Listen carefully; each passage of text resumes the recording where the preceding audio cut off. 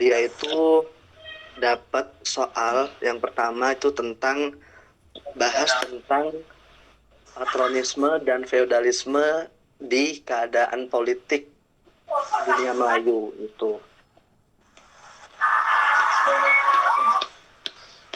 Wait, bentar. Oke, aku ulangi lagi ya. Dia itu dapat soal tentang, dia itu disuruh ngejelasin tentang patronisme dan feodalisme di keadaan politik dunia Melayu.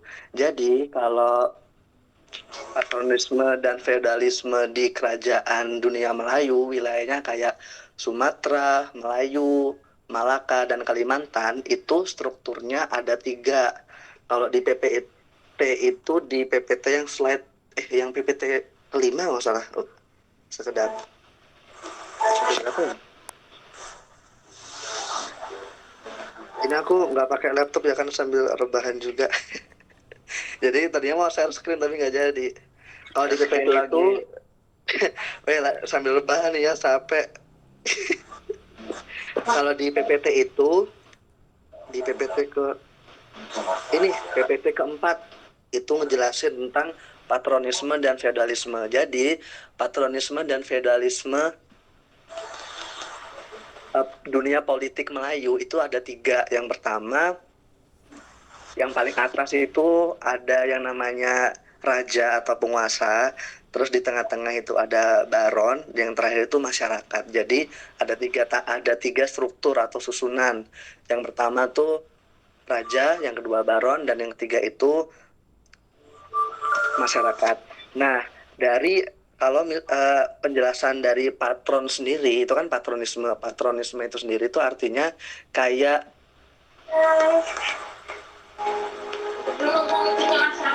susunan atau apa ya, patronisme tuh ya udah struktur susunan itu gitu. Jadi kalau misal besok ditanya patronisme itu apa, jawab aja patronisme itu ikatan atau hubungan dari setiap susunan yang tadi gitu. Jadi patronisme itu ya bentuknya bagan yang kayak tadi kalau dilihat di PPT, dan itu susunannya atau ikatannya dari raja ke baron itu kayak yang dinamakan patron. Nah, kekuasaan suatu raja itu kan mempunyai wewenang pasti. Kalau raja punya kekuasaan itu pasti punya wewenang. Dan kalau kekuasaan raja itu didapatkan dari keluarga, bukan dari hasil sendirilah, kayak gampangnya ngomong, itu tuh nanti raja akan ada orang di sekelilingnya yang membantu untuk mengurusi kekuasaan tersebut yang disebut dengan baron. Jadi nanti kalau misal besok ditanya baron itu apa, ya jawab aja baron itu orang yang membantu raja untuk mengurusi kerajaan gitu. Karena adanya baron itu karena raja dapat status raja itu karena dari keluarganya. Kayak misal nih contoh ya, aku dikasih menang, aku dijadiin raja sama ayahku gitu. Nah, ayahku terus saudaraku yang lain tuh jadi baron yang membantu ngurusin kerajaanku gitu. Tapi kalau misal rajanya itu usaha sendiri dengan cara mungkin berdagang, terus punya banyak duit, terus punya banyak pengikut, itu dia nggak ada baron.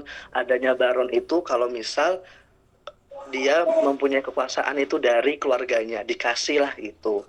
Nah, tapi raja itu tetap membatasi kapasitas dari baron. Jadi nggak semuanya itu baron tuh bisa ikut campur. Contohnya kayak misal raja ngurusin pemerintahan itu sekitar 99%, ntar 1%-nya itu diserahkan kepada baron-baronnya gitu. Jadi walaupun memang dibantu dengan baron, tapi raja juga itu tetap membatasi agar nggak sepenuhnya itu digunakan atau disalahgunakan lah sama baron-baron tersebut gitu. Karena kan kalau zaman dulu mungkin kan saingan even dalam satu keluarga tuh pasti ada. Makanya raja itu membatasi walaupun adanya baron. Tapi baron itu kayak nggak bisa dihapuskan deh, karena konsepnya gitu. Kalau raja dapat kekuasaan dari keluarganya, itu pasti ada baron gitu ceritanya. Emang gitu, itu untuk yang patronisme dan feodalisme. Terus dia juga dapat soal tentang Oh iya, kayak katanya tuh bentuk soalnya tuh dia spin ada 10 paket kalau nggak salah. Nanti suruh spin dulu gitu sih, aku diceritain tadi. Oh ini dia dapat soal tentang alasan kenapa sirih itu jadi simbol adat. Karena apa ya? Lupa lagi. Jadi yang kedua itu dia dapat soal tentang kenapa sih sirih itu menjadi simbol adat. Wait, ya.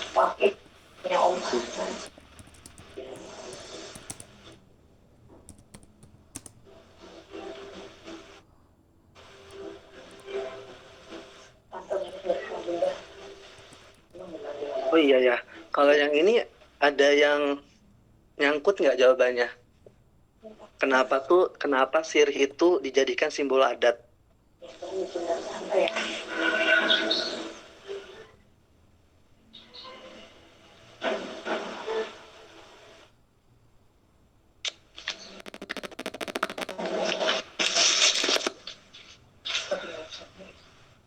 Kenapa ya? Iya, ada yang tahu nggak jawabannya kenapa? Maksudnya yang lebih make sense gitu. Ini aku ada sih, cuman kayaknya nggak terlalu nyambung deh. Kenapa sih sirih itu jadi simbol adat? Dia dapat pertanyaan kayak gitu Aku mau tadi. nanya, Oh, sebelum ke boleh, itu boleh. deh, sebelum ke daun sirih. Boleh. Kan tadi kamu tuh ngejelasin tentang tentang raja kenapa percaya ke baron kan? Berarti itu tuh masih ada hubungan silsilah keluarganya gitu kan? Masih, betul. Nah, berarti ini tuh masih ada sangkut pautnya kenapa raja lebih percaya sama keluarganya gak sih? Itu masih nyambung gak? Hmm, bisa dikatakan gitu juga sih, tapi kayaknya ya kalau menurut aku nggak juga, Ha. Karena dia dapat kekuasaannya dari keluarganya, jadi mau nggak mau keluarganya harus ikut bantu gitu. Kalau misal dia usaha sendiri dari hasil kerja kerasnya sendiri, ya terserah rajanya mau ngikut campurin keluarganya untuk bantu kerajaan atau enggak, kayaknya gitu deh. Tapi kalau yang katamu tadi adanya baron, berarti mau nggak mau, karena kan rajanya dikasih kekuasaan dari keluarganya, jadi keluarganya kayaknya harus tetap ikut campur dalam mengurusi kekuasaan, cuman bedanya porsinya aja yang dibedakan gitu. Berarti tetap masih ada hubungan gitu kan? Ya, masih masih Oh ya masih. udah, makasih Gi. Oke. Ntar kalau misal ada yang salah ataupun mau nanya kayak tadi, langsung potong aja nggak apa-apa ya. Oh iya nih, yang tadi dah. Kenapa tuh sirih, gimana tadi sih? Ini nih, alasan kenapa sirih jadi simbol adat. Ada yang udah nemu jawabannya belum? Aku ada sih, cuman kayak nggak make sense gitu loh. Kenapa ya? Eh, Alasan kenapa sirih itu jadi simbol adat, karena mungkin bagi orang zaman dulu ya, sirih itu sebagai simbol, ini juga sebagai simbol status sosial gitu. Bisa jadi ya, sirih sama tembakau itu sebagai status sosial. Jadi kalau misal di suatu acara adat itu ada sirih, berarti kan menunjukkan kalau orang itu tuh punya status sosial yang tinggi. Selain itu, adanya sirih dijadikan sebagai simbol adat juga, terutama pada acara-acara kayak pernikahan, itu untuk membantu pengantin, baik pengantin laki-laki ataupun wanita, pada saat mengunyah sirih itu mereka merasa jauh lebih lebih tenang dibandingkan nggak mengunyah sirih itu. Itu jawabannya. Pada ini nggak, nangkep nggak? Coba aku susun lagi ya kalimatnya ada. Ini aku juga baru baca juga ini. Ah,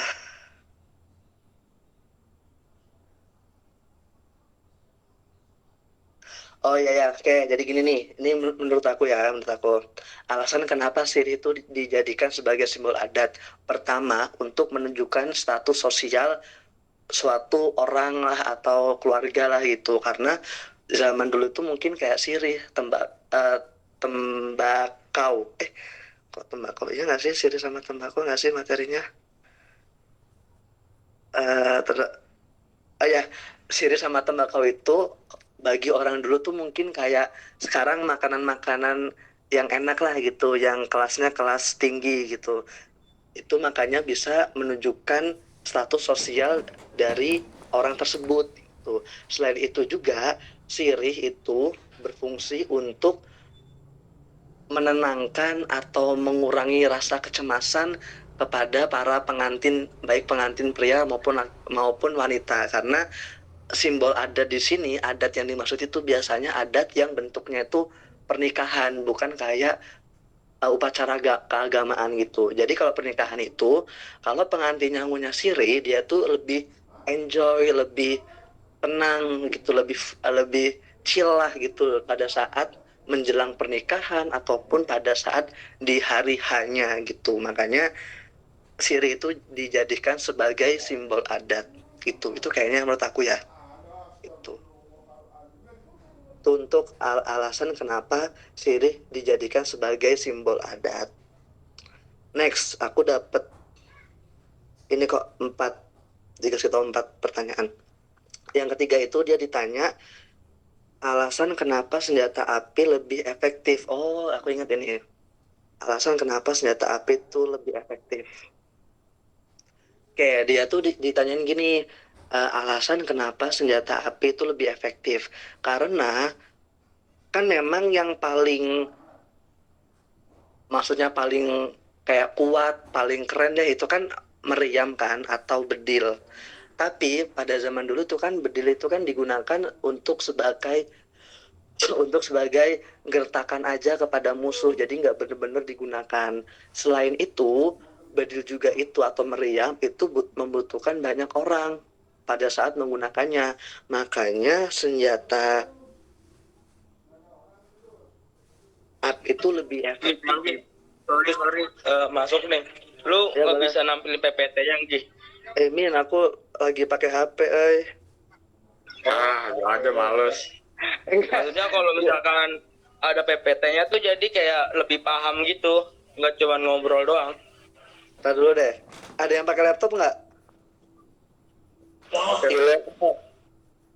Kalau pakai boleh dong, tolong guys. Aku lagi, sumpah Min, aku lagi sambil rebahan soalnya kayak capek banget hari ini, anjay. Maaf. Ya, Sumpah. langsung aja Irfan, tapi laptop nyalakan. Ilyas tuh pakai laptop itu. Oh, Iya, si Dupin Yas. Ilyas no, Cang. Ilyas, Cang. Nggak kan diem tuh berarti habis. Tadinya aku mau pakai laptop, cuman agak sambil pengen rebahan juga, akhirnya nggak jadi. Kalau ada yang mau, ini aja, coba deh lewat HP ya, coba ya. Wait. Bisa sih sebenarnya pakai HP sih, tapi kan layarnya kecil, tapi nggak apa-apa.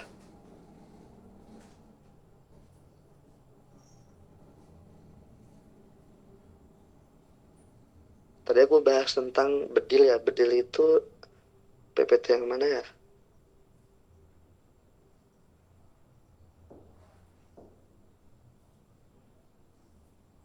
Bedil.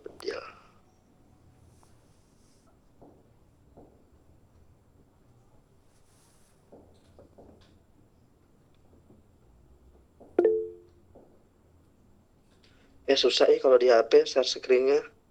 Kalau nggak sambil buka PPT aja kalian nggak apa-apa.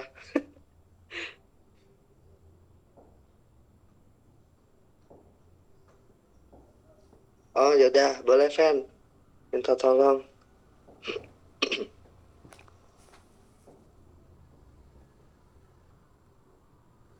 Kalau yang tentang meriam itu tuh di PPT nomor 3.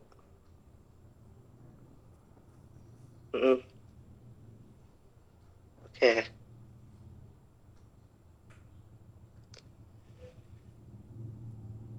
Oke, aku ulangin lagi ya. Alasan tadi dia tuh ditanya alasan kenapa senjata api itu lebih efektif. Materi ini tuh di materi yang PPT ke-3 di bagian militer deh kalau nggak salah. di bagian militer. Nah, alasannya karena walaupun kan ada senjata yang lebih kuat kan, yaitu meriam atau bedil, tapi meriam pada zaman dulu itu digunakan hanya untuk sebagai gertakan aja kepada musuh, jadi nggak bener-bener dipakai gitu, cuman buat nakut-nakutin aja. Selain itu, meriam juga itu membutuhkan banyak orang pas mau pakainya. Jadi kan itu nggak fleksibel kan, apalagi pas perang. Makanya senjata api itu lebih efektif dibandingkan meriam. Tapi eh, ada catatan lagi, kalau misal nih musuhnya itu pakai baju yang bahasanya tuh baju apa ya? Baju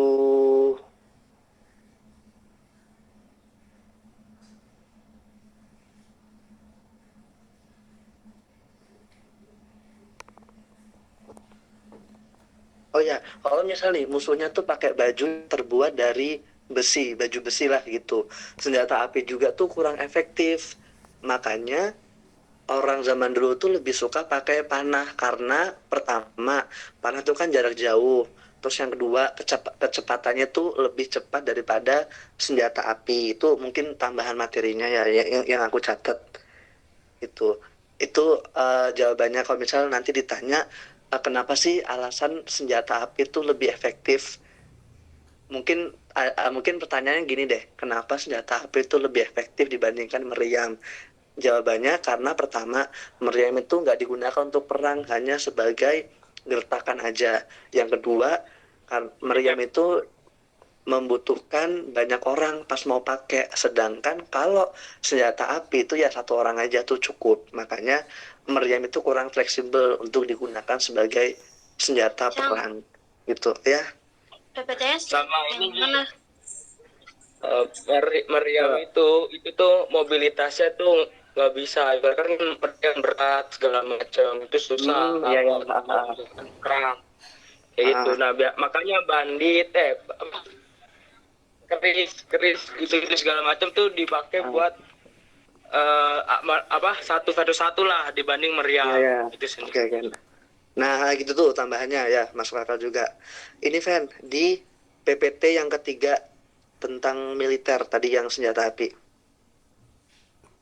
Nah, itu. Ya itu, betul yang tadi tambahannya sama muslimin. Mobilitasnya agak berat kan, pasti berat kan. Jadi tuh kayak kurang efektif lah, kurang fleksibel juga digunakan saat perang. Makanya senjata api tuh lebih efektif gitu. Tapi senjata api juga kalau musuhnya pakai baju besi kurang efektif lagi dan digantikan dengan panah, karena pertama panah itu lebih cepat. Yang kedua ya sama kayak senjata api, satu orang cuman lebih cepat aja, kayak mungkin jarak tempuhnya gitu untuk mengenai musuh gitu. Kalau kayak pedang, keris, kayak muslimin tadi buat duel lah satu lawan satu gitu. Itu untuk terkait senjata api. Yang terakhir itu aku dikasih tahu dia tuh dapat pertanyaan tentang apa ya nih?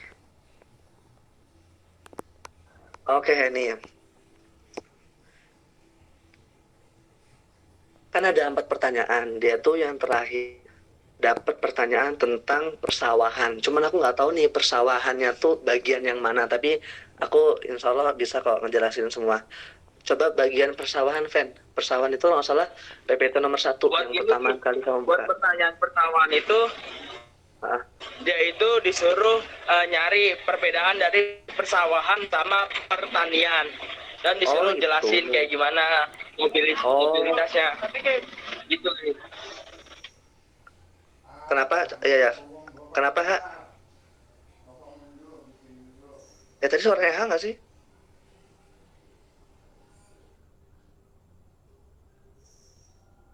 Oh ya udah deh. Oke, berarti gini dulu ya.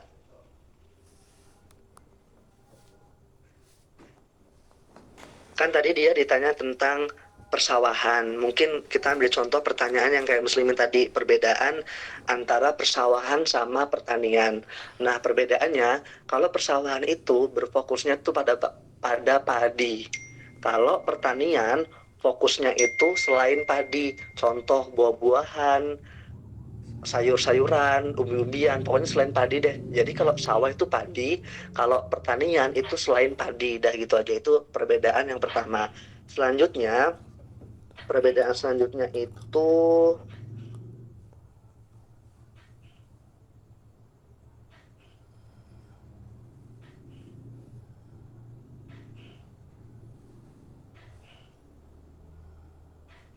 nih, kalau menurut aku tuh ada 3 perbedaan. Nih kalau yang ditanya tentang perbedaan persawahan dan pertanian ya. Yang pertama yang tadi perbedaannya. Yang kedua, eh, sifat sifat kepemilikannya tuh beda. Kalau sawah itu kepemilikannya tuh sendiri-sendiri, udah ada nama orangnya. Contoh kayak wilayah ini punya Imin, wilayah ini punya aku, itu udah ada nama orangnya. Sedangkan kalau pertanian itu nggak ada pemiliknya. Jadi pertanian itu, lahan pertanian itu bisa digunakan semua orang bebas, yang mau pakai tuh dibiarin aja. Makanya sifat kepemilikan persawahan sama pertanian itu beda. Kalau persawahan itu ada pemiliknya resmi lah gitu. Kalau pertanian tuh enggak. Jadi lahan pertanian itu bisa dipakai sama siapa aja.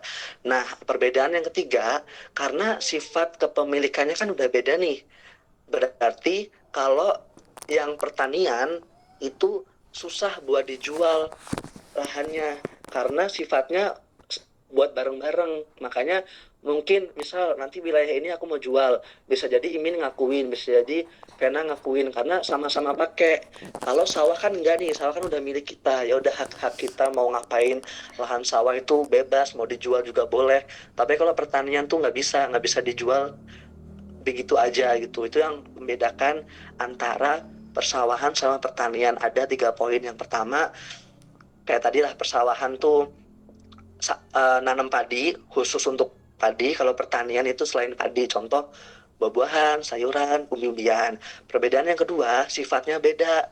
Kalau sifat kepemilikan lahan pertanian itu milik bersama, kalau persawahan itu individu. Dan yang terakhir, perbedaannya itu karena sifat kepemilikannya tuh beda, berarti kalau sawah itu bisa aja dijual. Cuman kalau pertanian itu susah untuk dijual karena semua orang tuh mengakui lahan tersebut tuh punya dia gitu. Itu untuk perbedaannya. Cuman kalau misal yang ditanya tentang persawahannya, jadi persawahan itu kan ada 3 sifat. Yang pertama itu berpindah-pindah. Yang kedua, dia tuh netep, cuman nggak tahu ilmu atau cara mengurus tanah gitu. Boleh ini, Van, slide sebelumnya. Nah ini, nah ini. Dan yang terakhir itu, enggak, yang tadi. Nah, betul. Dan yang terakhir itu tetap dalam pengawasan. Ini kalau misalnya yang ditanya tuh, misal contoh soalnya jelaskan tentang persawahan yang kamu ketahui. Jadi persawahan itu ada 3 sifat.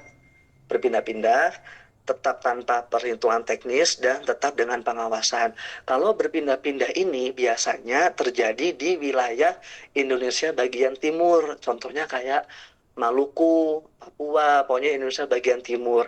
Karena unsur hara yang ada di sana, wilayah sana itu sedikit. Makanya setiap kali habis panen itu dia langsung pindah cari lahan yang lain untuk mencari unsur hara yang baru. Karena kalau masih posisinya sama, kan unsur haranya udah habis. Sedangkan unsur hara itu kan membutuhkan waktu yang cukup lama untuk kembali terisi lah gitu. Makanya nanamnya tuh lahannya beda-beda dan berpindah-pindah. Itu terjadi di bagian Indonesia wilayah bagian timur, itu untuk yang berpindah-pindah. Kalau tetap tanpa perhitungan teknis, dia tuh lahannya netep di situ aja. Cuman nggak ngerti cara ngolah unsur hara biar tetap oke, biar tetap bagus, cara ngurus perairan tuh gimana biar tetap mengairi sawah dengan baik, tuh dia belum ngerti. Makanya di situ tetap tanpa perhitungan teknis. Dia nggak pindah-pindah, cuman nggak ngerti juga cara ngurus lahannya, ngurus tanahnya itu yang baik dan bener tuh gimana. Makanya tetap tanpa perhitungan teknis. Dan yang terakhir itu tetap dengan pengawasan. Bedanya sama yang kedua, kalau yang terakhir ini ada yang ngawasin, jadi lebih oke. Yang ketiga, jadi yang ketiga itu biasanya terjadi di wilayah Jawa, seluruh Jawa, dan Sumatera bagian utara. wilayah Jawa, full nih Jawa ya, sama Sumatera bagian utara. Itu biasanya sawahannya itu bersifat tetap dengan pengawasan. Diawasi langsung oleh pusat kerajaan, dikasih perairan yang bagus, dikasih tahu cara merawat unsur hara dalam tanah gitu-gitu. Jadi ilmu nanam padinya tuh udah oke lah di sana. Alasannya karena hasil olahan atau hasil panen padi itu nggak cuman buat dia sendiri, tapi buat wilayah yang lain. Bahkan buat orang lain, bahkan buat wilayah yang lain juga. Contoh, dari Jawa ekspor ke Lampung, dari Jawa ekspor ke Kalimantan, dari Jawa ekspor ke Timor Leste gitu. Makanya sawahnya itu benar-benar diawasi banget lah sama pihak pemerintah pusat kerajaan gitu. Itu untuk ini sifat-sifat dari persawahan gitu. Itu sih yang dari aku yang dikasih tahu. Mungkin kalau ada yang mau nanya ntar langsung aja potong aja nggak apa-apa gitu. Mungkin dari yang lain yang mau Aku rasa itu kayak nggak ada jawabannya gitu loh di PPT atau apa. Jadi oh mungkin iya. ini pertanyaan tuh kenapa orang percaya banget sama Tuhan di masa lalu gitu, selalu mengaitkan sama Tuhan terus gitu. Mungkin dia bisa jawab pertanyaan itu. Oh itu seriusan ditanya gitu. Nggak tahu aku dapat pertanyaan kayak gini. Oh tapi kurang Sama lebih kelompok ini sekalian jawabnya. Apa teh? Informan ya, Win? Iya. Kelompok formal informal. oh iya ingat. Tadi dulu ya. Aku mau nyari yang pertama dulu deh. Tadi yang pertama, kenapa orang itu percaya banget sama Tuhan? Iya, dan selalu mengait-ngaitkan besok ya selalu mengait-ngaitkan gitu sama Tuhan gitu. Oh iya kebayang. Oke. Kayaknya untuk pertanyaan itu di PPT nomor Tadi apa pertanyaannya apa? Kenapa orang pada masa itu, masa Islam, selalu mengaitkan sesuatu hal tuh pada Tuhan, terus alias mereka tuh percaya banget sama Tuhan. ya. Oh jadi itu mungkin pertanyaan gini kali ya, kenapa sih orang dulu tuh percaya sama Tuhan dan hal-hal apapun itu selalu dikaitkan dengan Tuhan ya? Ini yang Adi Kodrati bukan sih, Ki? Wah, Adi Kodrati. Kayaknya bukan sih. Aku malah ngejawabannya tuh di materi politik kerajaan dunia Melayu. Aku sangkut pautin sama itu. Kalau yang Adi Kodrati itu, jadi materi berapa deh? Aku tadi. Kalau yang Adi Kodrati itu yang di peperangan deh, kalau nggak salah, yang pengaturan kota. Pengaturan kota. Oh iya. Enggak, beda sih, beda. Kalau Adi Kodrati itu lebih ke negosiasi antara raja dengan raja biar perang tuh bisa jadi nggak terlaksana gara-gara adanya Adi Kodrati. Penjelasannya sih gitu sih. Nih kalau menurut aku ya yang tadi kamu nanya itu, aku ini dari materi tentang kekuasaan politik kerajaan dunia Melayu bagian otoritas tertinggi nomor poin yang B, tanggung jawab kepada Tuhan. Nih, ini nih ya. Kalau penjelasannya gini, tanggung jawab kepada Tuhan. Ketika ingin memerintah rakyat, raja akan mengatakan bahwa perintah tersebut tuh dari Tuhan. Makanya mungkin ini, kenapa sih selalu disangkut pautin sama Tuhan? Karena mungkin biar orang dulu tuh lebih percaya kali ya. Kalau misal kayak cuman buat, misal nih, rajanya ngomong ini perintahku gitu, orang-orang tuh masyarakatnya nggak percaya, kurang percaya lah gitu. Tapi kalau misal rajanya tuh langsung ngomong dan disangkut pautin sama Tuhan, otomatis mereka langsung percaya dan nggak ada penolakan lagi karena itu benar-benar langsung perintah dari Tuhan gitu. Mungkin ada timbul pertanyaan juga, kok bisa tahu gitu rakyatnya kok bisa percaya raja ngomong itu doang kok langsung percaya gitu. Mungkin karena raja zaman dulu kan lebih mencolok, entah dari segi penampilannya, entah dari segi akademiknya, intelektualnya. Makanya rakyat kan namanya juga rakyat ya, mungkin rakyat zaman dulu kan orang-orang yang sangat biasa, minim juga mungkin. Makanya mereka langsung percaya gitu aja. Pada saat raja ngomong perintah ini tuh langsung diturunkan atau perintah langsung dari Tuhan gitu. Terus juga ini raja kan apa namanya bisa membuka obrolannya tuh kayak nih saya bermimpi. Mimpinya itu langsung dari Tuhan. Ataupun raja ini kan ibaratkan awalnya tuh apa ya? Bertapa lah. Bertapa berapa hari atau segala macam itu kayak ini langsung utus perintah dari Tuhan. Dapatnya dari mana? Saya bertapa, saya langsung ketemu sama Tuhan, saya langsung bahkan langsung menuju ke langit gini-gini segala macam. Karena apa? Karena pada zaman itu raja itu diibaratkan mempunyai kekuatan seperti dewa, kekuatan seperti rasul dan segala macam. Makanya masyarakat zaman dulu itu langsung percaya bahwasanya ini tuh beneran langsung perintah dari Tuhan dan masyarakat itu langsung patuh terhadap perintah tersebut gitu. Berarti bikin ini ya kayak cerita ngarang lah gitu. Betul. Nah, biasanya raja ini bekerja sama penasihat agama biar meyakinkan juga dari agama-agama. Kayak dari kan ada tuh pasti kan raja penasihat keagamaannya kayak gitu. Oke, kebayang. Gitu, Ti. Tadi yang nomor 2 gimana? Kelompok informal sama formal. Kalau nggak salah ya, yang itu tuh Pak Yusron ngejelasinnya waktu kita online kemarin. Aku tapi dengernya tuh lembaga informal doang. Lembaga informal itu kayak ibaratnya penengah gitu loh.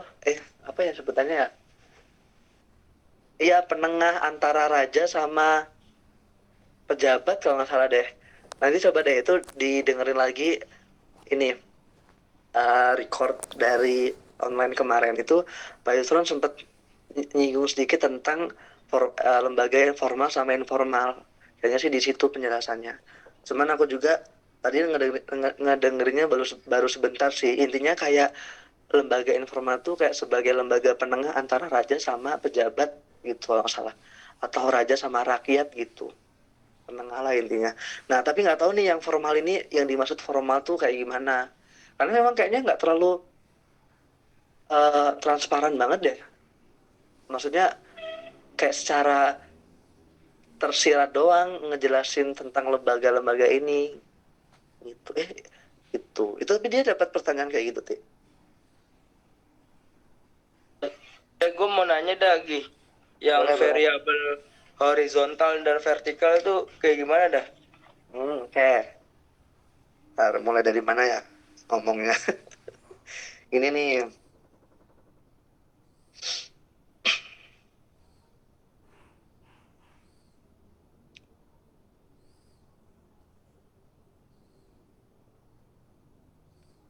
Variabel ya, sekedap min.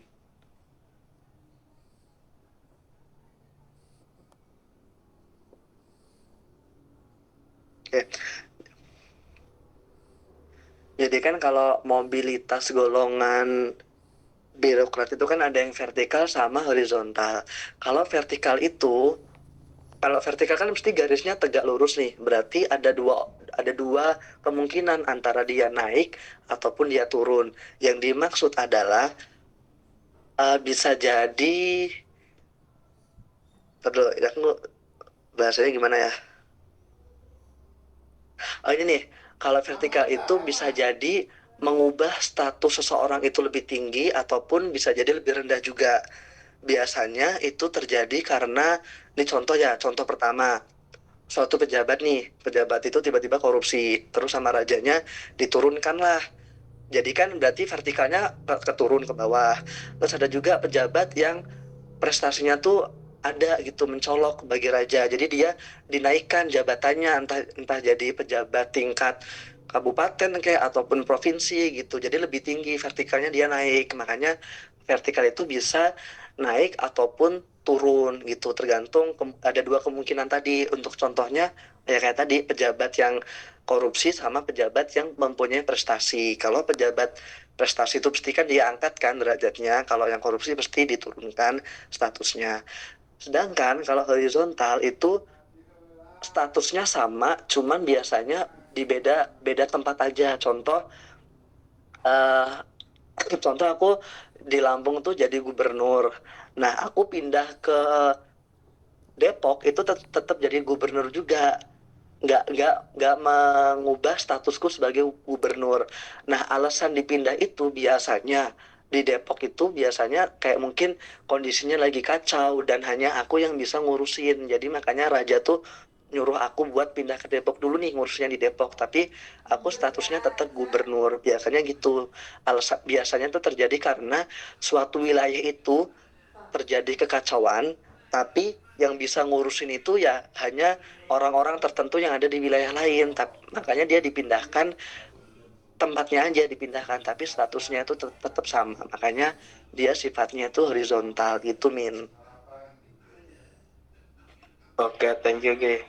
Oke, Aku mau nanya lagi Canggih. boleh. Sok. Nanya-nanya aja Ini nggak ada apa deh. pertanyaan juga nih. Cuman agak nggak make sense, aku bingung. Ini pertanyaan nih, ada yang dapat cabai Banten. Cabai Banten maksudnya gimana dah? Cabai Banten, kayaknya bukan cabai Banten nggak sih? Anak Eko ya. Sumpah tadi aku nanya anak Eko ya, katanya tuh soalnya ada yang bilang ada yang dapat. Agak susah memang, apa salah satunya pertanyaan kayak gini ya, cabai Banten. Apa coba cabai Pak Banten? Yusron pernah jelasin. Seriusan, apa di? Jelasin deh.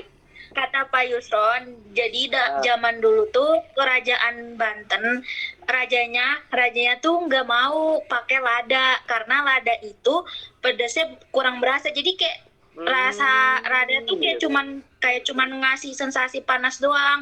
Sementara akhirnya karena dia merasa lada itu kurang pas, jadi diganti sama cabai rawit, cabai asli bukan lada. Jadi makanya Gitu. jadi kata Pak Yusran, makanya orang Sunda itu suka sama pedes cabai yang asli karena Aku ingat, cabai ingat, asli ingat. itu lebih berasa pedesnya gitu. Kayak gitu kata Pak Yusron. Oh, berarti cabai Banten tuh yang dimaksud kayak gitu. Iya, Oke, kayak oke, begitu. oke. Paham nggak tapi? Paham. Coba nih, aku ini ya ulangin lagi biar aku ngerti juga. Jadi dimaksud Iya. cabai Banten itu karena raja-raja di Banten atau Kesultanan Banten itu kurang puas sama cita rasa pedas yang dihasilkan dari lada. Kayak mereka Iya. tuh ngomong, kurang pedas nih, coba diganti ke cabai yang lain gitu. Makanya, nah mulai dari situ orang-orang Sunda, orang kan mungkin orang-orang Banten kan, Kesultanan Banten itu orang Sunda. Jadi mulai dari situ tuh orang Sunda tuh lebih suka yang bener-bener rasanya tuh pedes, nggak cuma dari lada doang, sampai ke cabai rawit lah, cabai yang paling pedes lah gitu. Makanya disebut cabai Banten gitu ya Di. Iya kayak gitu. Terus kan Iya, cabai iya. ngasih sensasi kayak kalau misalkan makan kebanyakan jadi pusing, katanya gitu. Pokoknya kayak gitu karena rasa cabai lebih berasa ketimbang lada kayak begitu. Oke. Iya, untung aja kan kayak gini belajar bareng sampai enak-enak juga. Canggih mau lagi. nanya, Canggih. Boleh, nanya-nanya aja, semuanya nanya aja nggak apa. Nih mau nanya. Nih tadi kan apa kata dia kalau misalnya cabai itu lebih panas apa sih? Berasa. Oh lebih Sensasi berasa pedas. gitu Iya, soalnya ada dibanding ya. lada. Terus? Hah? Iya gitu Iya, nggak? iya. Iya. Maksudnya penjelasannya kayak tadi ya? Lada tuh cuma diibaratkan sebagai apa ya? Ngerasa panas doang gitu, nggak pedes. Kalau cabai itu pedes sama panasnya dapat. Lada anget. Serius? Iya, bisa juga. Kok kayak suaranya Ara sih? Iya ini kan berdua. Ayo jangan dapetin. Oke. Siapa lagi yang mau nanya? Mumpung belum habis nih. Puas-puasin aja. Siapa itu yang? Kirain ada yang ini, raise hand. Aku mau nanya. Boleh? Tadi dapat spilan inian. Pertanyaannya itu, apa keuntungan raja memiliki bahasa sendiri? Apa, Cang? Jawabannya. Oh, oke. Eh, keuntungan raja tuh menggunakan bahasa sendiri itu untuk yang ini mungkin ada dua kemungkinan ya menurut aku ya. Yang pertama itu memposisikan raja tuh berbeda dengan eh, golongan yang lain. Contoh kayak golongan pejabat, menteri ataupun bahkan rakyat. Makanya biasanya raja sama raja itu ngomongnya tuh pakai bahasa sendiri biar kayak dia tuh beda aja sama orang lain. Kan kalau raja kan dipinginnya kan terlihat berbeda dari orang lain, makanya sampai menggunakan bahasa sendiri. Contoh kayak yang di Pertuan Agung, yang diberi kehormatan gitu, itu biasanya bahasa-bahasa yang dipakai sama raja pada saat ngobrol sama raja yang lain. Ya biar kelihatan beda aja, status rajanya tuh tetap yang paling tinggi gitu, Tan.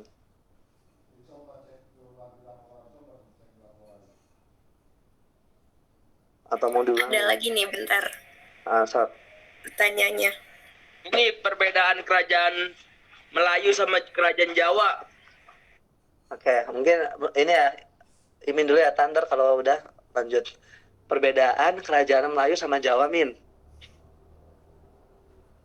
Betul.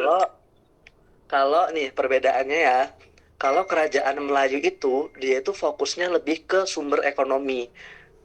Dia kayak cara biar kerajaan tersebut tuh terlihat keren, terlihat kuat tuh dari sumber ekonominya.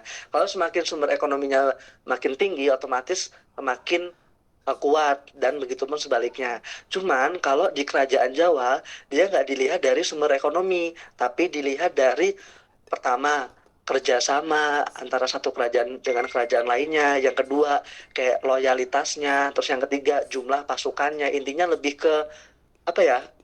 Kerajaan itulah, bukan sumber ekonominya, mungkin pertahanannya, Politik. iya ya, itu politiknya tuh lebih kuat dibandingkan sumber ekonomi. Jadi kalau Melayu tuh lebih ke ekonomi, kalau Jawa tuh lebih ke politik. Politik ya bisa pertahanan, terus kerjasama sama kerjaan lain gitu. Gitu, Min. Kalau kerajaan Melayu juga tuh nggak saling kerjasama satu sama lain, mereka benar-benar bersaing untuk mencari sumber ekonomi aja. Makanya pertahanan di kerajaan Melayu tuh lebih kecil, lebih rapuh lah dibanding kerajaan Jawa gitu. Dari segi pertahanan ya, kalau sumber ekonomi mungkin bisa dikatakan mungkin ya bisa jadi lebih tinggi kali, karena kan fokusnya beda gitu, Min. Itu perbedaan utamanya.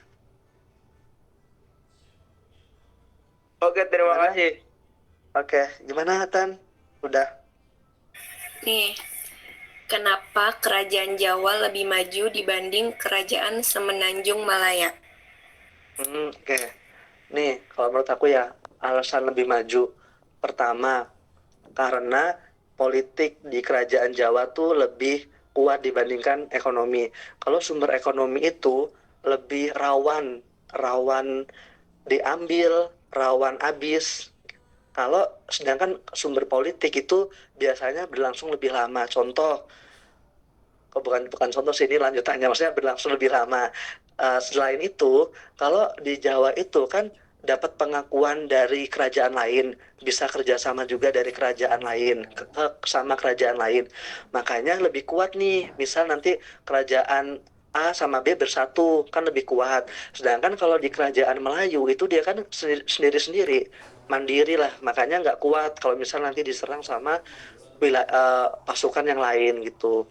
Terus selain itu juga karena ini sektor pertahanan militernya lebih kuat. Coba dibuka yang materi PPT bagian militer itu kan pasukan militer aja di Jawa itu bisa sampai 200.000 lebih kan, dan itu sama kayak di wilayah Eropa. Makanya itu yang lebih membuat kerajaan di Jawa itu lebih kuat dibandingkan kerajaan Melayu. Karena pertama kerjasama sama kerajaan itu lebih banyak, yang kedua sektor pertahanan militernya juga tuh lebih kuat. Terus yang terakhir ya mungkin dari senjatanya juga. Kalau sektor pertahanan militernya kuat, berarti senjatanya juga lebih kuat dong tentunya gitu. Gitu Tan. Alasan kenapa di Jawa itu lebih kuat dibandingkan Melayu. Yo, yang lain yang ada mau nanya lagi nggak? Mumpung belum habis ini. Aku lagi nanya lagi sih, tapi belum dijawab.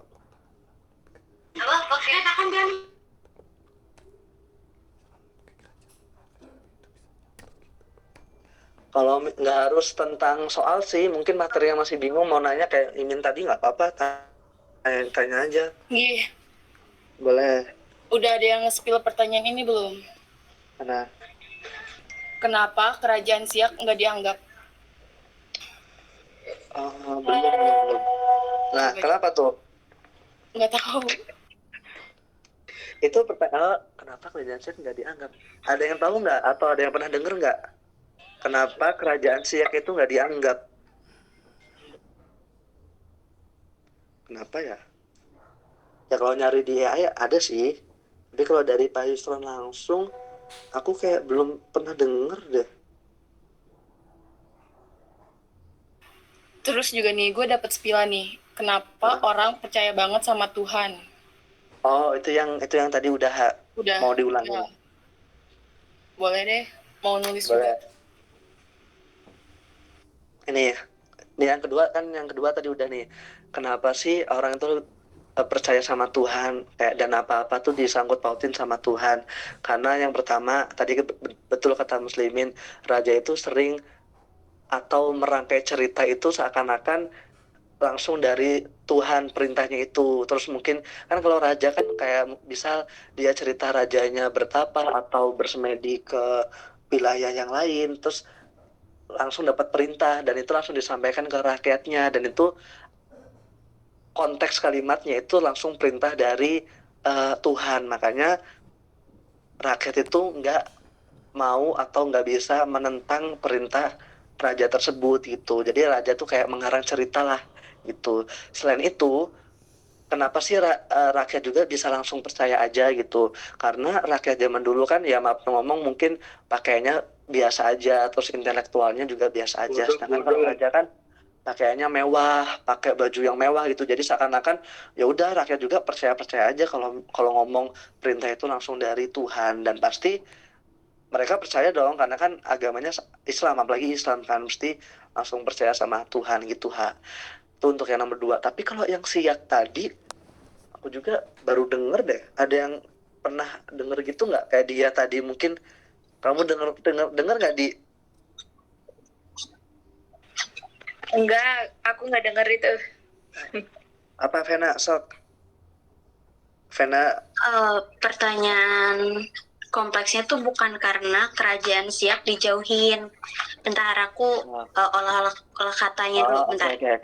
Oke. Itu Rianti resen tuh. Oh iya, apa Ti? Enggak sih, aku mau nanya lagi tapi nyelesain jawaban yang ini dulu. Oh ya udah, oke. Biar nggak bentrok ya.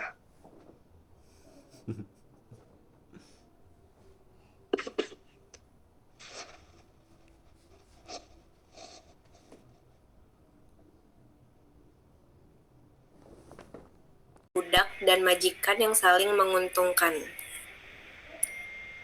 Oh, iya. Pertanyaannya gitu ya, oke. Itu jawabannya karena kalau misalkan lu jadi budak, itu lu bakalan dijagain sama majikan lu.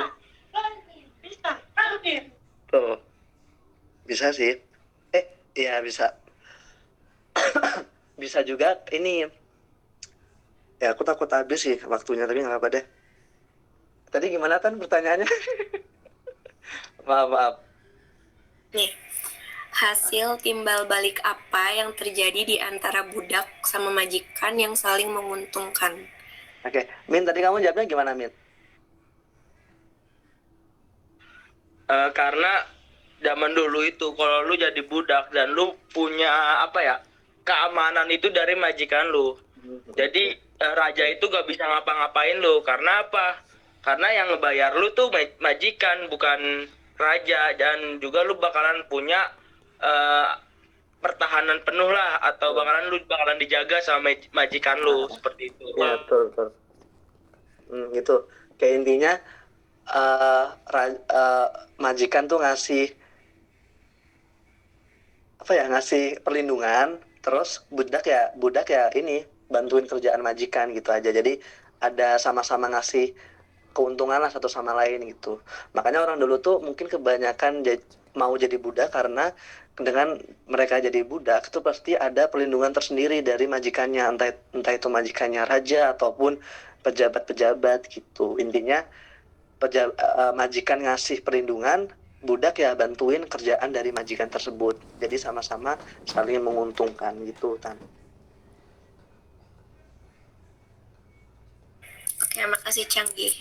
Oke. Makasih Aku semua. Boleh. ini aku dapat pertanyaan sih kayak gini pertanyaannya. Mati nih, Min. Kenapa bangsawan tidak mau berhubungan dengan sesama bangsawan, tapi dengan orang Eropa mau? Nah, itu jawabannya gini. Kenapa? Kenapa bangsawan tidak mau berhubungan dengan sesama bangsawan, tetapi dengan orang Eropa mereka mau? Oh, aku tahu. Ya. Aku taruh dosen kalimatnya ya.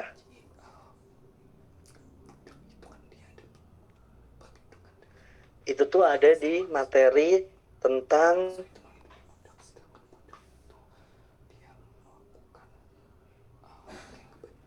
ini. Pertanyaan Rianti itu ada di materi tentang keadaan politik kerajaan Islam di Nusantara, poin nomor 5, absolutisme dan persaingan. Itu dijelasin di bagian ini. Ini kalau menurut aku ya, dijelasin di bagian itu, absolutisme dan persaingan, kalau mau sambil lihat PPT atau rangkumannya. Intinya gini, Ti. Kalau misal nih bangsawan terus kerjasama, ngobrol ataupun berhubungan dengan bangsawan lain yang itu notabene tuh masih dalam satu Nusantara, bangsawan tersebut tuh takut kalau orang lain itu mencuri atau mengambil sumber-sumber yang ada dalam diri mereka. Jangan pakai bangsawan deh, raja aja kali ya.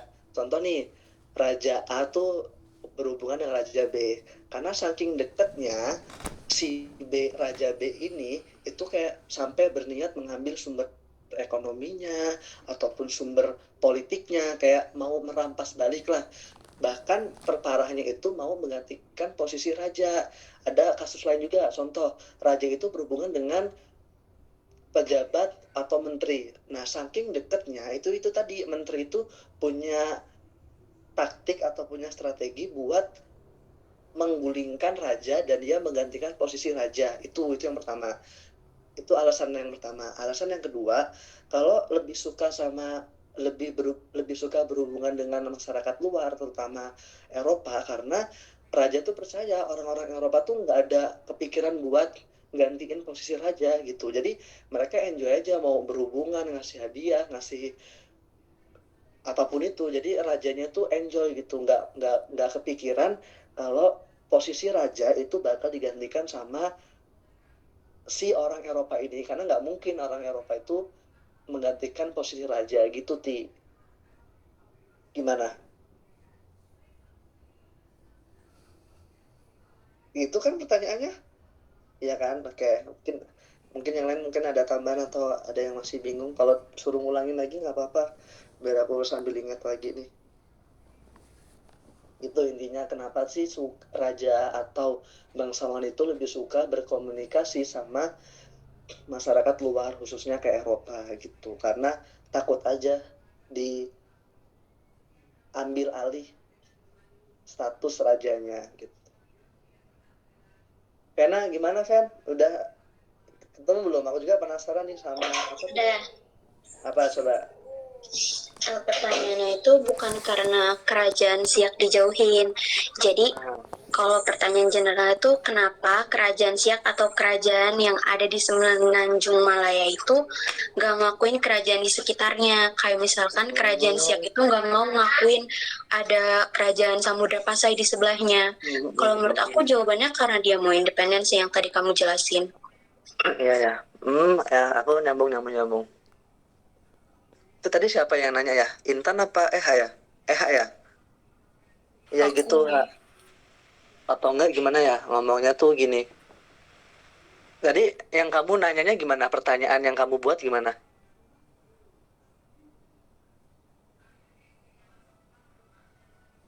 Gimana, Ha? Apa? Yang Yang Siak pertanyaan yang itu, aku dapat. ha, Ya itu tuh. kenapa kerajaan Siak nggak dianggap gitu? Oh, ya mungkin ya kayak Vena tadi yang lanjutin yang Vena. Kalau kerajaan di dunia Melayu itu kan lebih independen atau lebih mandiri, makanya mereka tuh nggak mau ngakuin antara satu kerajaan dengan kerajaan lainnya. Makanya mungkin yang nganggap kerajaan Siak nggak ada tuh kayak kerajaan yang lebih besar, mungkin bisa jadi Samudra Pasai atau Aceh Darussalam gitu-gitu. Itu makanya mereka nggak anggap kerajaan Siak tuh ada gitu. Siak itu di wilayah Malaka kan atau Sumatera? Kayaknya Sumatera deh Ki. Wilayah situ pokoknya. Sebenarnya ya, seingat gue ya, emang Pak Yusron tuh ngomong kalau kerajaan-kerajaan yang emang didasari sama perekonomian, dia nggak bakal ngakuin antar kerajaan lain. Contohnya, kerajaan Samudra Pasai itu ya dia, contoh ya, ini kerajaan yang ada di Malaka itu dia bakal ngakuin kalau dia doang yang kerajaan, tapi kerajaan lain itu dia nggak nganggap kerajaan lain itu kerajaan, kayak gitu. Iya ya, oke. Iya, agak ngerti. Oke. Ada lagi nggak atau Itu apa dapat itu lagi? tadi? Jawaban apaan? Ini kenapa sih kerajaan di Melayu itu nggak saling mengakui, bahkan sampai nggak nganggap ada. Contoh kerajaan Siak tuh nggak dianggap ada sama kerajaan Samudra Pasai gitu. Jadi Samudra Pasai itu nganggap dirinya tuh sendirian doang di wilayah Melayu kerajaannya gitu. Nggak saling mengakui lah. Tadi jawabannya apa lagi? Jawabannya karena memang kan kalau di dunia Melayu kan lebih yang diutamakan kan sumber ekonominya. Jadi mereka tuh saling bersaing satu sama lain, mandiri lah kerajaannya. Makanya sampai nganggep bahwa kerajaan yang dia punya itu ya dia sendiri yang ada di wilayah tersebut gitu.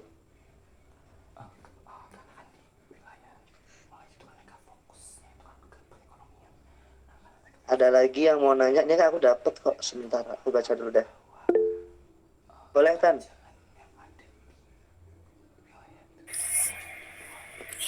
Kenapa di acara keagamaan itu masyarakat pada naik meninggi? Naik meninggi. Aduh, ini kayaknya istilah ya, naik meninggi itu istilah. Tahu Tan, Pak Yusron pernah jelasin waktu itu. Coba Tadi kenapa masyarakat mau terlihat meninggi? Iya, kenapa masyarakat kalau di acara keagamaan itu pada naik meninggi? Jadi masyarakat tuh mau dilihat sama raja kalau dia tuh punya kemampuan. Jadi kayak ajang cari kemampuan gitu.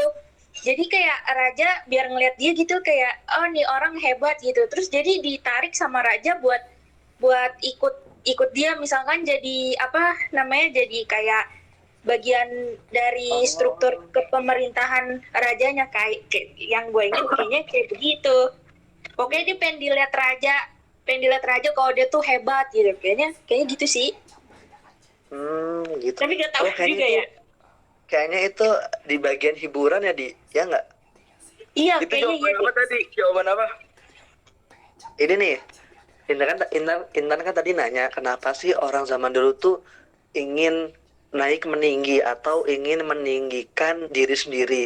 Alasannya karena dengan orang tersebut itu meninggikan dirinya sendiri atau menunjukkan potensinya sendiri, itu bisa dilirik sama raja dan akhirnya direkrut lah, entah direkrut jadi prajuritnya, mungkin naik jabatannya, naik status sosialnya gitu. Intinya saling berlomba-lomba untuk meninggikan diri sendiri agar dilirik dan dinotis sama raja gitu.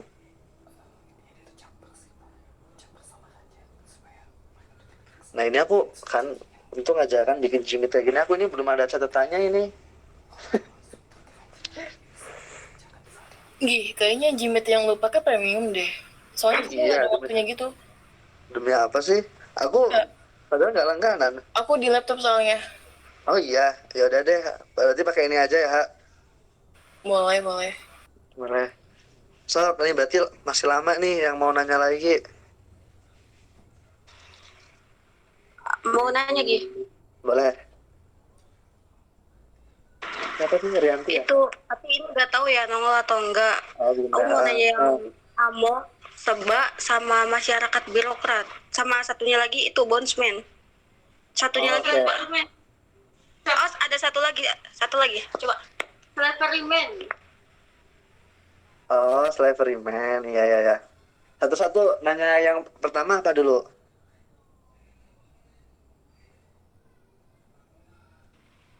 Ya udah, Amo Yang dulu aja. adanya Seba tuh gimana deh, Cang? Tadi Oke. Winda juga nanya kayak gitu. Aku Oh, itu juga ya, bingung. oke. Ha. Adanya seba itu untuk hubungan antara pusat kerajaan dan daerah.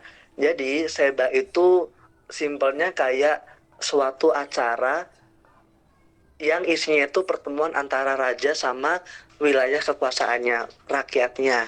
Yang dimana rakyat tersebut itu wilayahnya itu sangat jauh dari pusat kerajaan gitu.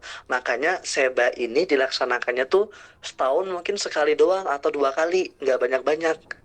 Karena itu tadi wilayahnya terlalu jauh dari pusat kerajaan. Tapi raja tuh ya mengadakan seba buat ini aja, ngecek gimana sih kondisi rakyatnya, kondisi pejabat di sana tuh masih loyal sama raja atau enggak, masih patuh atau enggak gitu.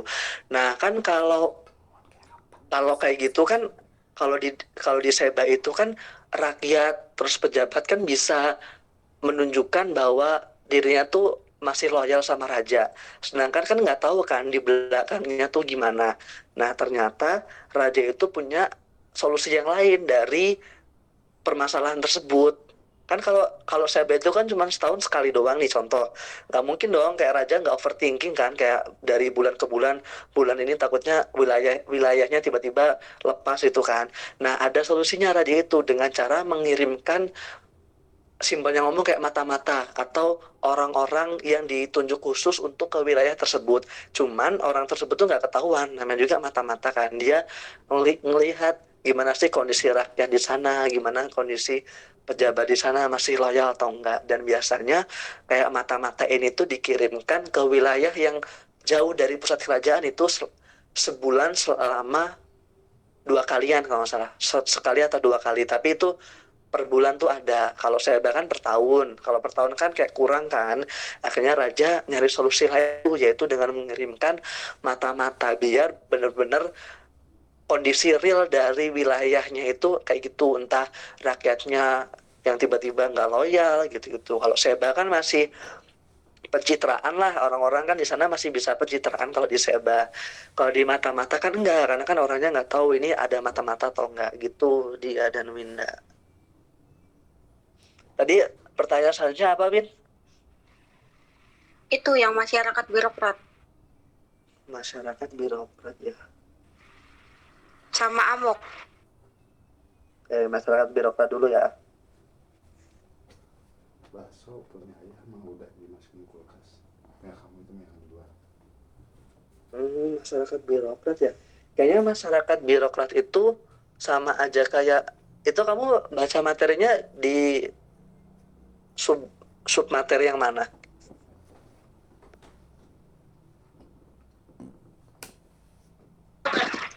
Yang Amok dulu atau yang birokrat?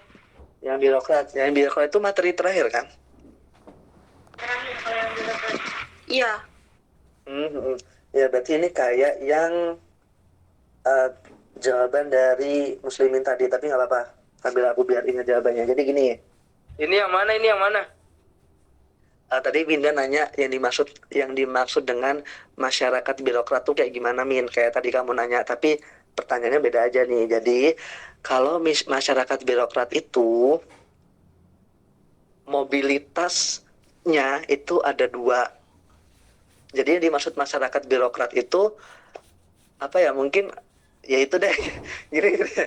Masyarakat birokrat itu mobilitasnya ada 2. Yang tadi kayak Muslimin tadi aku jelasin, Min. Yang vertikal sama horizontal. Jadi yang dimaksud birokrat itu ya itu tadi yang horizontal sama vertikal gitu. Kalau vertikal kan naik turun nih jabatannya, karena mungkin pejabat tiba-tiba korupsi berarti kan diturunkan kan jabatannya, atau pejabat yang tiba-tiba ada prestasi berarti kan dinaikkan. Lalu kalau yang horizontal dia dipindahkan tempat kerjaannya cuman dengan posisi yang sama. Contoh gubernur dipindahkan ke wilayah yang lain itu tetap statusnya gubernur gitu. Itu untuk masyarakat birokrat tuh yang kayak gitu.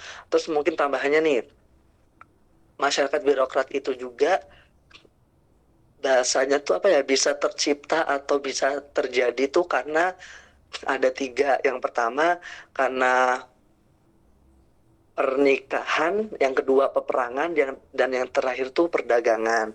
Kalau peperangan itu sifatnya itu vertikal. Nih bisa jadi kalau kan peperangan itu sifatnya vertikal. Berarti kalau vertikal, kalau dia menang otomatis naik dong jabatannya. Kalau kalah otomatis turun jabatannya, statusnya. Makanya peperangan itu bersifat vertikal, bisa naik ataupun bisa turun. Kalau kalau misalnya pernikahan itu bersifatnya horizontal karena biasanya pernikahan ini sesuai dengan status dari orang tersebut. Contoh raja dengan ratu, terus putra mahkota dengan putri mahkota gitu-gitu. Intinya sama statusnya. Atau even contoh paling rendah rakyat dengan rakyat, itu horizontal tuh. Kalau pernikahan pasti horizontal karena orang zaman dulu kan mesti nikah sesuai dengan ini statusnya mereka tuh apa gitu. Dan yang terakhir itu perdagangan. Kalau perdagangan itu bisa fleksibel, bisa vertikal, dan bisa horizontal. Kalau vertikal itu, sebentar ini aku agak lupa nih.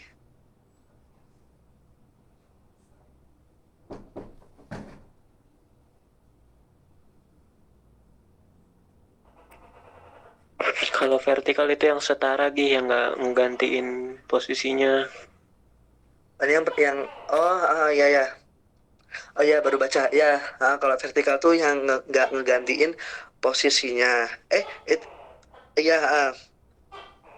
Enggak Ki, itu yang horizontal nggak sih? Ya benar Heri. Iya, pokoknya gampang mikirnya itu kalau vertikal kan atas bawah ya. Yang pasti kalau atas bawah itu ada perubahan. Kalau horizontal kan berarti kan garis miring ya. Apa sih disebutnya tuh? Kanan Sama kiri lah, nggak ada perubahan. iya kanan kiri yang otomatis dia tuh nggak ada perubahan. Iya ya.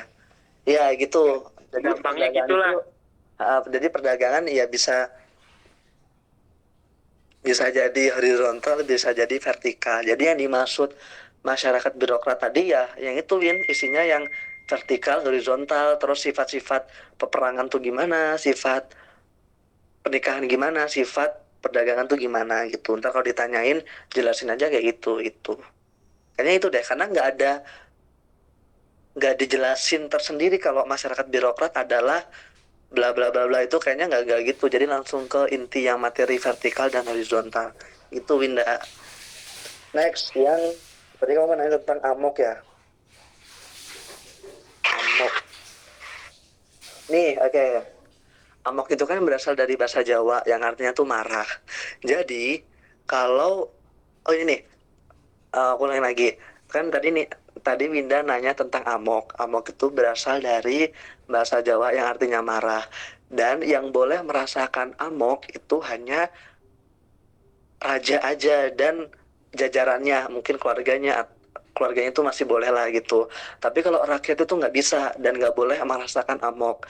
Terus selain itu, kalau raja ngerasain marah atau ngerasain amok, otomatis golongan atau status di bawahnya tuh ikut merasakan juga. Pasti pejabatnya ikut ngerasain marah dan rakyatnya pun ikut merasakan apa yang dirasakan oleh raja.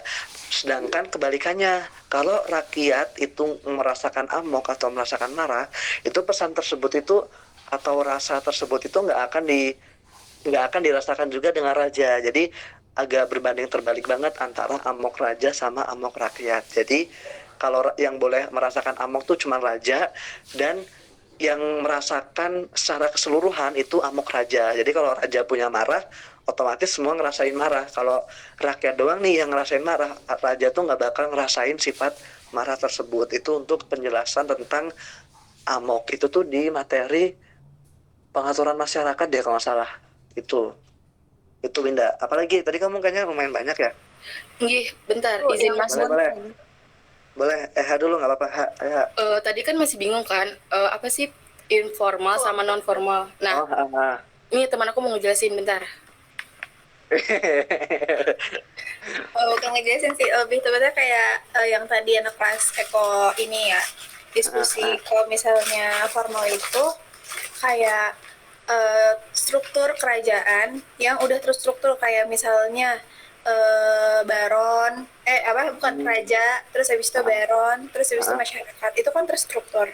Terus kalau misalnya informal itu yang kayak penasihat diri ketika si raja ini punya masalah,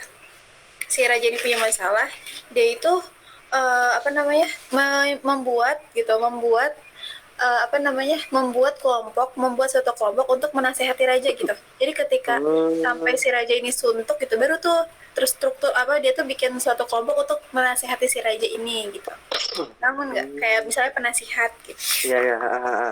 Oh, jadi nih, aku mau ngulangin lagi biar aku juga ngerti. Jadi, kalau formal itu intinya struktur kerajaan tuh tersusun rapi. Contohnya penguat raja, baron, dan masyarakat. Itu kan udah kelihatan nih strukturnya udah rapi. Nah, tapi kalau informal itu, raja itu sengaja membuat suatu kelompok atau lembaga yang dimana lembaga informal tersebut itu berfungsi atau digunakan untuk menasehati raja di saat raja tuh butuh penasehat gitu ya. Iya betul. Oke. Terima kasih orang baik. Next, apalagi Winda? Apalagi Win? Mau berarti kalau yang tadi yang informal sama non formal. Ya. Kalau formal kan dibilangnya tadi udah terstruktur tuh kayak raja, baron sama masyarakat kan. Sedangkan kalau informal itu kan raja bakal membentuk sebuah tim atau apalah lembaga yang ngebuat dia untuk dinasihati. Iya. Berarti contoh mudahnya itu kalau informal itu ketika kiai atau ustadz atau ibaratnya apapun yang menasihati raja itu informal. Itu kayak gitu. Ya betul. Kayaknya ya deh bisa. Kayak gitu kan. Iya, bisa. Tapi kalau formal itu baru dari kayak ada baron, baru masyarakat gitu kan. Ya. Jadi kalau formal itu lebih strukturnya Ki ya. Ya, betul. Bisa. Oke. Siap. Thank you. Oke. Apalagi Winda, tadi kayaknya belum kelar. Ntar tidurnya nggak nyenyak no. Canggih perhatian banget sama tidur Winda. Ya jadi deh aku tarik ucapannya. Itu Gi yang perbedaan bondsman sama satunya lagi apa? Oh iya, slavery man ya. Ya. Jujur kalau aku yang slavery man tuh agak kurang kayaknya belum sempat nyatet juga. Mungkin nanti yang lainnya bisa nambahin ya tentang slavery man. Tapi kalau bondsman itu, kalau menurut aku ya, dan sependengaran aku waktu itu, bondsman itu diambil dari kata bond. Bond kan artinya utang. Jadi budak itu sifatnya tuh bondsman atau orang yang punya utang gitu. Kalau slavery man tuh ada yang pernah denger nggak? Bentar dah, gue nyatet apa enggak ya? Bentar. Izin masuk lagi, bentar, temen gue jelasin. Boleh. Cepet Wak. Udah kayaknya masuk penjara aja deh. Bawa ini. Nggak suka sejarah. Gimana? Yang slavery man sama bondsman. Ini kalau bondsman itu kan adalah dia itu menjadi budak karena punya hutang ya kan. Nah biasanya bondsman ini dia itu di Indonesia. Kalau di Indonesia kan kalau misalnya dia itu menjadi budak itu karena hutang. Tapi kalau misalnya apa tadi satu lagi? Slavery man. Ya, satu lagi tuh. Nah itu biasanya di Eropa dia itu ketika kalah perang ketika dia kalah perang dia menjadi budak gitu. Jadi tuh dia berarti lebih ke status budaknya yang membedakan ya. Oke, berarti kalau budak slavery man itu karena ini biasanya terjadi di wilayah Eropa dan biasanya terjadi ketika rakyat itu kalah perang. Jadi yang kalah perang itu ikut yang menang dan itu disebutnya budak slaverman. Kalau misalnya di bondsman itu biasanya terjadi di wilayah Nusantara yang dimana bondsman itu bisa terjadi karena orang itu punya utang bukan karena perang. Jadi mereka sengaja ngutang, makanya kan ngebond itu tadi aku bilang ngebond, makanya disebutnya budak bondsman. Oh oke, ngerti. Apalagi nggih, mumpung ada orangnya, mumpung belum Ayo, tidur. ayo apalagi. Nih kan sumpah tuh aku bikin gimmick kayak gini kan, aku jadi yang nggak tahu aku jadi tahu. Ayo lagi. Buru-buru, bohong, tidur. Ini apa? Gue dong. boleh. Ini mumpung tadi ada yang anak ekonomi ya, hubungan antara garis isokwan sama isokos apa? Ketawain Pak. Ya Allah. Jelasin lagi Pak. Emang belum? Udah Pak. Terus yang Kirain bener.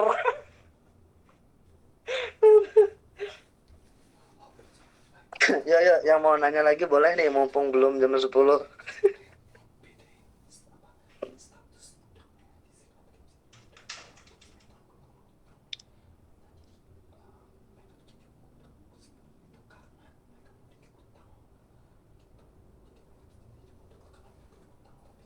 Ini gue nggak tahu ya kayak gue kan telat masuk ya sebelumnya, maaf nih. Nggak apa-apa. Ini nggak ada yang pernah dengar yang kayak wanita itu sebagai pengusaha pas di apa kayak gitu, bisa dijelasin nggak maksudnya apa? Gue soalnya kurang paham. Ya. Peran wanita ya berarti ya di bagian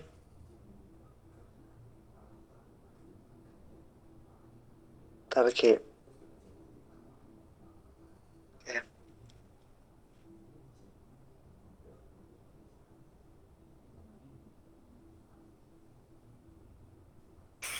mau dijelasin sama teman aku nggak Gi?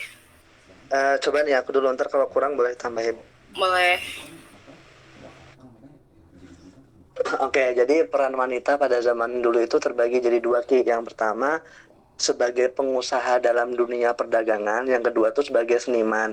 Jadi untuk yang sebagai pengusaha dalam dunia perdagangan, karena wanita itu kan lebih pinter buat negosiasi kan, makanya perempuan pada masa itu tuh ada yang langsung terjun ke dalam usaha dunia perdagangan itu sendiri karena dia bisa pintar buat negosiasi terkait harga ataupun kerjasama sama bidang yang lain gitu. Dan untuk seniman itu kan untuk sebagai pengusaha kan. Kalau sebagai seniman, hati perempuan tuh lebih halus atau lebih lebih luas gitulah dibanding hati pria, dan yang bisa merasakan keindahan atau matching warna atau matching apapun itu hanya wanita pada zaman itu. Makanya peran wanita zaman dulu tuh sebagai seniman juga, karena kalau seniman kan semua proporsinya kan harus sama, entah dari warna, struktur apanya itu harus sama, dan itu yang bisa merasakan tersebut tuh wanita aja. Makanya peran wanita pada zaman dulu tuh sebagai seniman juga, selain sebagai pengasuh sih, sebagai pengguna atau pengelola usaha gitu. Jadi ada dua perannya.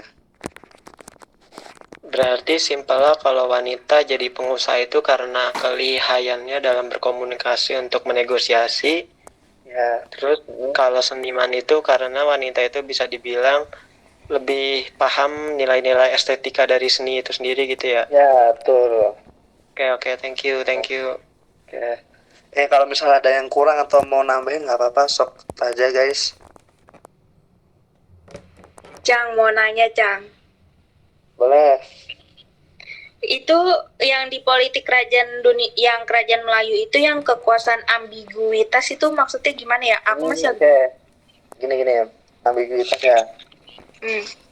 Kenapa sih di dunia Melayu itu kekuasaannya disebut dilabeli ambiguitas? Karena kekuasaan pada zaman dulu itu, terutama di wilayah dunia Melayu, kerajaan Melayu, dia tuh kekuasaannya kadang dihasilkan dari negosiasi makanya kalau nego itu kan artinya, kalau nego kan yang namanya nego pasti antara pasti dan nggak pasti kan, makanya disebutnya dengan ambigu. Berbeda dengan kekuasaan yang disebut ya yang dihasilkan melalui peperangan. Kalau peperangan kan otomatis kalau udah nih kalah kan.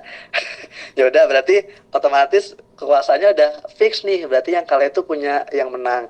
Tapi kalau karena nego itu masih ambigu, kayak kekuasaan itu masih ikut yang mana nih itu, karena cara dihasilkannya itu melalui negosiasi gitu. Nangkep nggak atau mudeng nggak? Oh, yang ambiguitas ya? Ya Ya. itu gitu. Bentar. Gue kayaknya paham, bukan paham sih, gue kayak sempat dengar omongan Payus yang tentang ambiguitas. Iya gimana Ki? Siapa Tapi tahu singkat ada gue tuh, tambahan. bentar. Mana ya? Kekuasaan. Wait.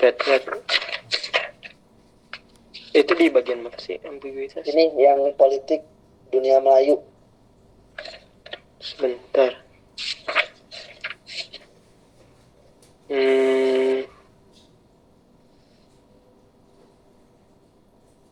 Oh, ini kekuasaan ambiguitas itu, seingat gue ya, ini kalau nggak salah, itu tuh antara kebingungan antara posisi raja sama Tuhan, paham nggak sih? Jadi ambigu yang dimaksud di sini tuh kayak pemosisian raja ini itu tuh masih bingung antara dia ini raja atau Tuhan, karena raja ini nggak bisa dong disebut sebagai Tuhan, sedangkan Tuhan juga nggak bisa disebut sebagai raja, paham nggak? Iya. Gue tuh penjelasan dari Payus tuh kayak gitu, seingat gue ya. Ambigunya itu dalam pemosisian raja ini adalah utusan Tuhan, tetapi raja juga disebutnya Tuhan, paham nggak? Kayak masyarakat tuh manggil raja kan Tuhan, cuman bagi raja ini utusan Tuhan. Nah itu kan ambigu tuh. Nah itu kenapa disebut? Iya ngerti. Ingat gue kayak gitu ya, cuman nggak tahu bener apa enggaknya. Tapi make sense juga sih, bisa juga buat tambahan jawaban aja, bisa. Oke. Nih coba aku ulangi lagi. Berarti kalau yang tadi kamu sampaikan, kekuasaan ambiguitas itu karena rakyat itu kan ngomong raja itu kadang Tuhan, tapi Tuhan juga tuh nggak ngerasa dirinya sebagai Tuhan. Raja itu nggak ngerasa dirinya sebagai Tuhan, makanya letak ambigunya tuh di situ ya Ki. Rakyat dirinya juga sebagai Tuhan. Nah, apalagi statusnya kan mereka agama Islam kan, mungkin yang lebih tahu agamanya yang jelas lah gitu. Oke.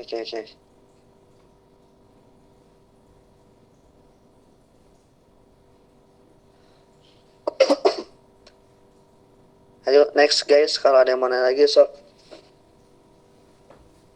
Winda tadi kayaknya banyak deh, Winda sama Rianti, coba apalagi tadi kayaknya belum kelar dah mereka itu. Udah, Rianti ada lagi tuh katanya. Oh boleh, biar ada pembahasan nih. Nih, aku mau nanya Ge. Apa tuh? Kenapa raja itu memusatkan kekuasaan kerajaannya di satu titik? Oh ya, tar dulu.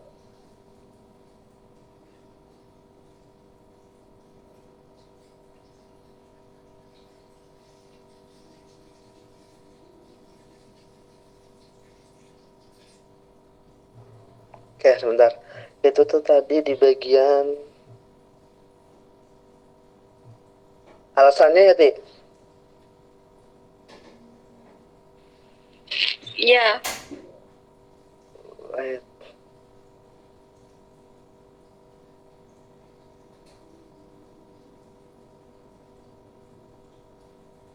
Oh ini karena gini nih. Kenapa sih raja itu memfokuskan kekuasaan itu di satu titik aja? Karena pertama, kalau misalnya raja itu memfokuskan kekuasaannya itu ke berbagai wilayah, otomatis kepecah dong. Kayak mungkin pemikiran raja harus mikirin wilayah A, B, C, D. Sedangkan kalau raja itu memfokuskan satu wilayah aja, ya udah raja itu fokus ke satu wilayah itu doang untuk benar-benar memperkuat. Kalau misal banyak wilayah, kan dia harus mikirin wilayah lain juga. Gimana porsi yang pas buat wilayah ini, dan wilayah yang lainnya gitu. Mungkin simpel, kalau aku nyatetnya itu simpelnya alasannya karena yaitu agar fokus ke wilayah satu aja, nggak fokusnya nggak kepecah-pecah ke wilayah yang lain gitu. Itu tuh ada di bagian ini deh, materi keadaan politik kerajaan Islam di Nusantara, bagian absolutisme dan persaingan. Itu alasannya itu tadi, daerah aja biar fokusnya ke satu daerah aja, karena nyambung juga nggak sih kalau misal banyak wilayah otomatis kan banyak yang perlu diurus gitu. Kayak contoh Indonesia banyak wilayah, sedangkan Singapura kan cuman wilayahnya itu aja. Jadi Singapura lebih gampang untuk memantau, untuk memantau lah intinya memantau wilayah itu gitu. Kalau banyak kan susah mereka mantaunya gitu. Mungkin kalau di simpelnya contohnya kalau misal negara ini pusatnya di ibu kota, kalau kerajaan pusatnya di pusat kerajaan kayak gitu, beda sama wilayah kerajaan. Ya itu. Berarti kalau misal kerajaan tuh banyak cabang, itu yang cabang kerajaan itu dipimpin siapa? Apakah ada utusan dari raja atau memang raja langsung gitu? Kalau misal memimpin mungkin ada bahasanya kalau kita kan kayak RT RW. Tapi kalau misal untuk berkunjung atau menengok di suatu wilayah yang wilayah tersebut tuh mungkin habis kena bencana, itu kayaknya langsung raja yang turun tangan biar simpatik rakyat itu nggak jatuh ke orang lain selain raja gitu. Tapi kalau untuk memimpin harusnya sih ada, karena kan nggak mungkin raja juga mimpin wilayah sebanyak itu. Kalau untuk sebatas mimpin ya, kalau untuk sebatas mengunjungi wilayah yang mungkin terkena musibah atau menyumbang hadiah atau sumbangan, itu berarti raja langsung otomatis turun tangan sendiri biar simpatiknya nggak turun ke orang lain gitu.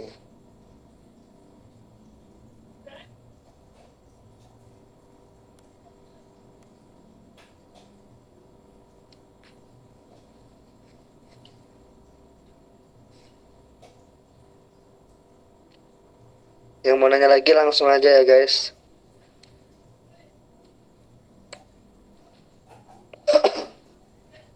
Aduh.